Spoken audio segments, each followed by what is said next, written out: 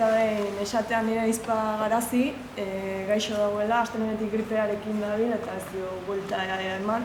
Pena hondiz gelditu da honea gerturatzeko planatukelako eta osatuko litzekelako. Así que, bueno, hala ere oso eskertuta dago mitagatik. Horregatik, topaketa honekin hasteko eskerrak eman nahi dizkio Taitu Beasaingo elkarteari, Beasaintegiari, Wikilari elkarteari, Wikiemakumeei, bertegatu garenak, eta azkeni, nire esker beroenak izaskueni, berariki harremana oso erraza dalako, eta talde lan giro ona sortu dugulako abendutik, eta esker beroenak berari. Bueno, ikusten dezen bezala nire bizkia, ni honintzegarria naiz, eskerrekoa.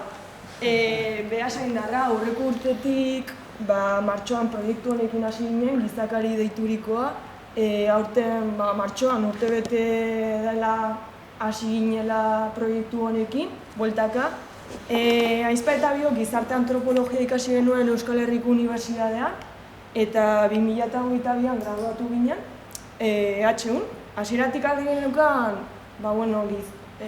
pertsonekin harremanetan egon nahi genuela, hortaz, nerabeekin bereziki nahi genuen lan egin, eta horregatik, bigarren hezkuntzako irakasle mastera egin nuen, geografia historia espezializatean, eta gaur egun, batxilergoko irakaslea naiz, filosofiako irakaslea bereziki, departamentuko ardura daukat ere, eta bigarren batxilergoko tutorea ere naiz.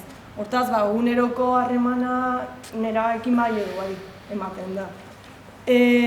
Hezkuntza alorrean lan hasi ginen adin, konturatu ginen antropologia edo gizarte antropologiaren presentzia oso urria zela, eta bai irakasleengatik hasita eta bai ikasleengatik bukatuta. Eta gizarte mailan oroar Euskal Herrian bere zientziaren presentzia oso urria zela.